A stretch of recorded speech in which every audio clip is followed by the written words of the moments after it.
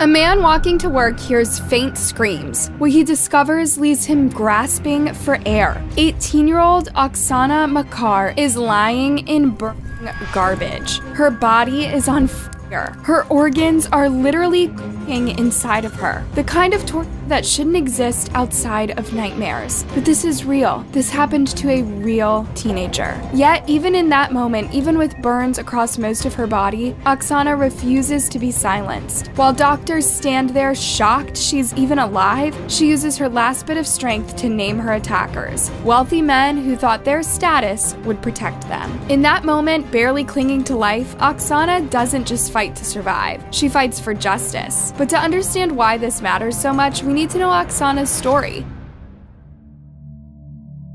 June 11th, 1993, a baby girl named Oksana Makar takes her first breath in Luch, Ukraine. She's born into a country trying to find its feet after decades of communist oppression. Little Oksana never had a chance at a stable childhood either. Her dad, Sergei Makar, was fighting demons of his own. Addiction had its claws in him deep. He walked away when Oksana was tiny, leaving her and her mom, Tatiana, to figure things out alone. And although Tatiana loved her daughter fiercely, she was drowning too. The alcohol took over her life, and then came the robbery charges that landed her in prison. This is how Oksana ended up in an orphanage. Imagine being a little kid trying to understand why you can't live with your mom and dad like other children. That was Oksana's reality. But as you'll see, even surrounded by hardship, Oksana would show incredible strength. The kind of strength that makes you question how anyone could survive such odds, let alone keep their humanity intact. Oksana refused to let her circumstances define her. Friends from the orphanage remember her as someone who would share whatever little she had. Even when she had nothing, she found ways to give. She was described as confrontational, yes, but that same spirit made her stand up for others who couldn't defend themselves. School wasn't easy for Oksana. She struggled with traditional academics and sometimes got into trouble. But she found her passion in artistic pursuits, showing a creative spirit that helped her cope with life's challenges. Those who knew her describe her as someone who faced the world head-on, who didn't pretend to be something she wasn't. By 18, Oksana was living independently, trying to make her way in a world that had given her few advantages. She spent time between her grandparents' home and the city of Mykolaiv, where she sought the kind of life any teenager craves. She became a regular at local cafes, making friends, and building her own chosen family.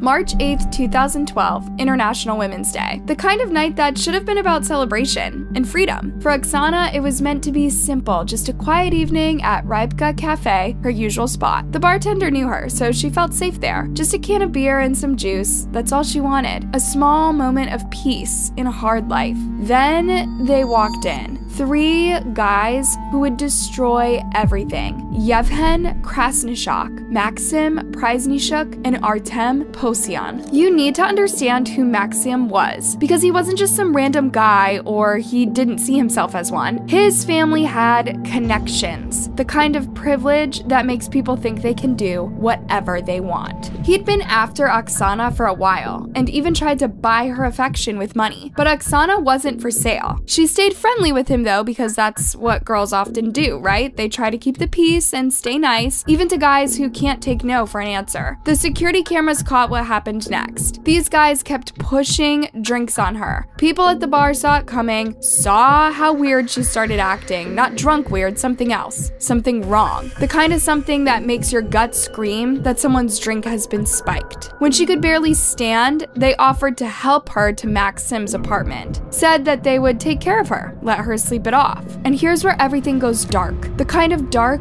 that makes you question humanity itself. They waited until she passed out, and then all 3 of them, I can't even say it without feeling sick. And Oksana, even unconscious, even drugged, she wanted to fight. She woke up during it, started screaming, fighting. The neighbors heard everything, every single scream, and they did nothing. Krasnyshok couldn't handle her fighting back. He strangled her until she went limp. They thought she was dead, so they started planning how to hide her body like she was trash to be disposed of. When they realized she was still breathing, still fighting to live, they made a choice that would haunt Ukraine forever. They dragged her to a construction site, threw her in a garbage pit, and then they set her on fire. For 10 hours, Oksana lay there, burning. her organs literally cooking inside of her. The kind of pain that shouldn't even exist in this world, but somehow, through some impossible strength, she survived. I heard a faint sound of help. At first, I thought I imagined it, but then I heard a woman's voice coming from the side of the unfinished building, pleading for help. I immediately called emergency services. They arrived quickly, and I saw the rescuers carrying a young girl whose body was burned. It was complete horror. These are the memories of Ole, the witness who helped save Oksana. When they found her the next morning, doctors couldn't believe what they were seeing. 55% of her body was burned. Her lungs were destroyed from breathing in smoke, and internal organs were practically boiled. By every medical standard, she should have been dead. But Oksana? She wasn't just alive, she was conscious, talking, because she wanted to name every single one of them. No hesitation, no fear, just pure, raw courage. Как твое состояние? Все. Кому спросить? Ну вот я тебя спрашиваю, как твое состояние? Плохо у меня состояние. Плохо. Скажи, больше не буду, говори. Все. Скажи одну дочь, пока живу и буду жить. Скажи.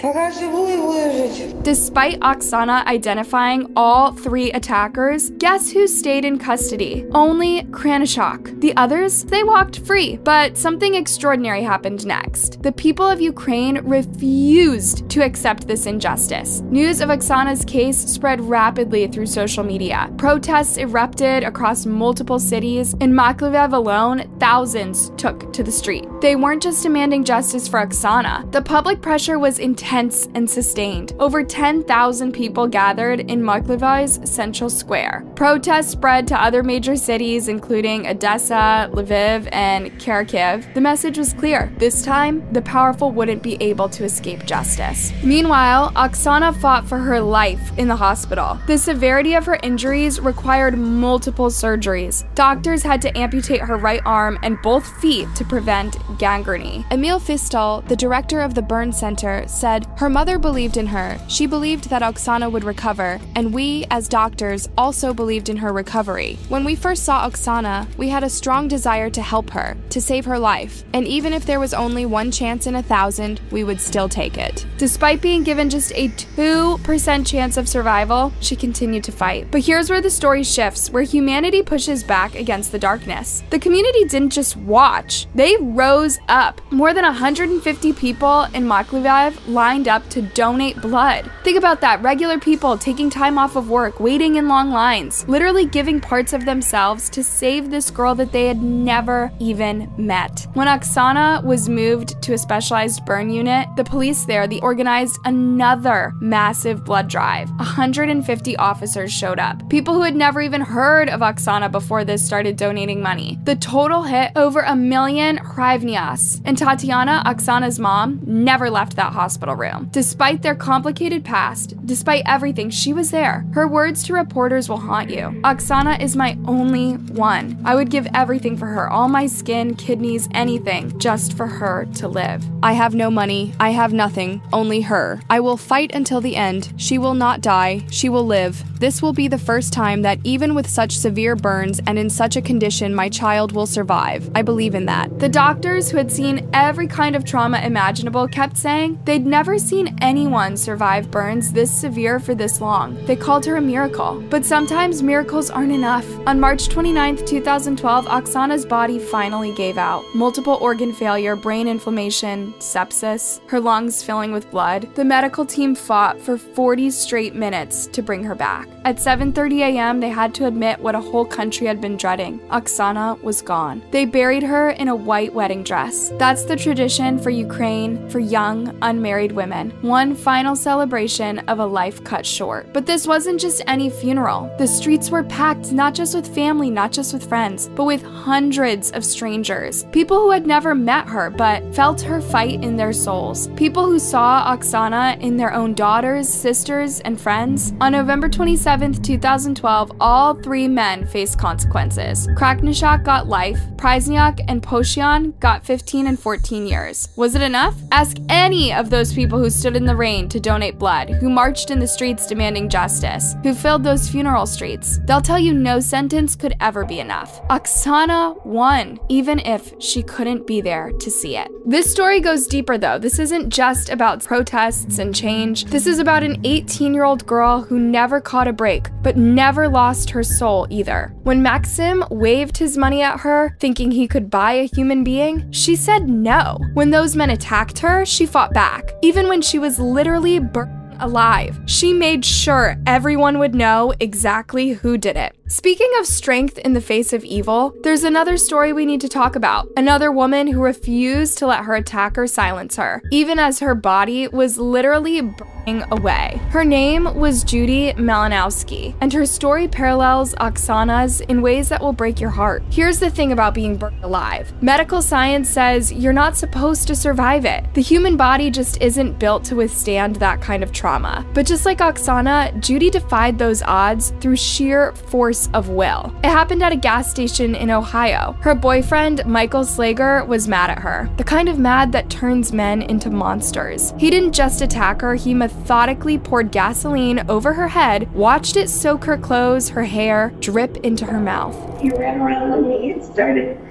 pouring gasoline. Started up my head and worked his way down.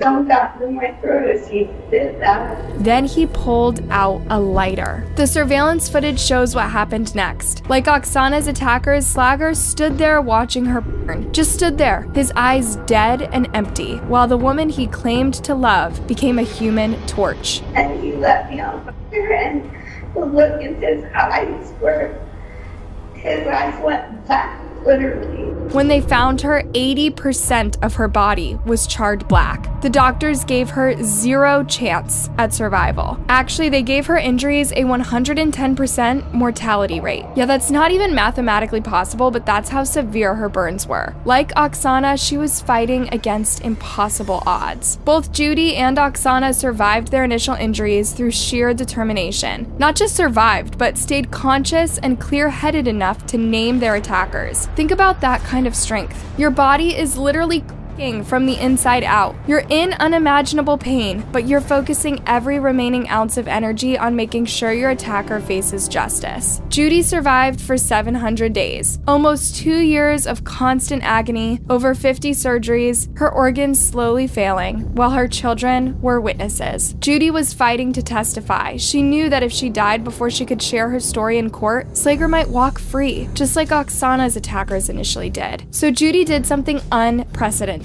She gave her deposition from her hospital bed, testimony to be used at her murder trial after her death. They had to take her off pain medication so she could be mentally present enough to testify. Okay, are you hurting right now? Okay. All right. Would you mind if someone asked you a couple questions about what happened? Stay calm, Jude. Stay calm, baby. Imagine choosing to endure that kind of agony just to make sure your voice would be heard. Just like Oksana, Judy refused to let her attackers' privilege and connections shield them from the consequences. She looked Slager in the eye and told the world exactly what he did to her, how he poured the gas, how his eyes went black as he watched her burn. Both women used their final days to fight for change. Judy's led to Judy's Law in Ohio, increasing penalties in the U.S. for crimes that permanently disfigure victims. Judy's Law would increase the maximum sentence for intentionally disfiguring someone by up to 20 years. Neither woman lived to see the full impact of their courage, but their legacies continue to protect others. Judy died in 2017, but her testimony from beyond the grave ensured Slager got life in prison. Just like Oksana's testimony helped put her attackers away, even though she didn't live to see the verdict. These stories matter because they show us both the worst and the best of humanity, but they also show us how one person's refusal to be silenced can change an entire entire system. How even in their dying moments, these women fought not just for themselves, but for every future victim who might be spared their fate. Oksana and Judy never met. They lived and died continents apart, but they shared a spirit that couldn't be broken, even by fire. They reminded us that justice isn't given. It has to be demanded, fought for, sometimes with your last breath. And they showed us that even in our darkest moments, we can still light the way for others. Oksana was just 18, and Judy was 31 with 2 young daughters. Think about that. One was barely starting her life, the other watching her kids grow up. Both had futures stolen because men decided they had the right to women alive when they couldn't control them. They were real people with dreams, hopes, favorite songs, inside jokes with friends. But here's where it gets complicated. Yeah, both cases changed things. Judy's led to new laws in Ohio. People protested, demanded change, and fought for justice. That's why these stories matter so much right now, because justice doesn't just happen. Nobody's going to hand it to us. We have to get loud. We have to get angry. We have to do what Oksana and Judy did. Fight back, name names, and refuse to shut up even when our bodies are literally burned away, even when the whole system is trying to silence us. Want to honor their memories? Then we need to keep that fire burning. We need to build a world where women are protected, not preyed on, where no one else has to spend their final days testifying against the monster who set them on fire. That's how we make sure Oksana and Judy didn't die for nothing. That's how we turn their tragedies into real lasting change. Thanks for watching, you guys. What are your thoughts on this case? And how can we honor Oksana and Judy's legacies best? Let me know down in a comment below. And before you leave, make sure you like, subscribe, and hit that bell button. All right, see you soon. Stay safe.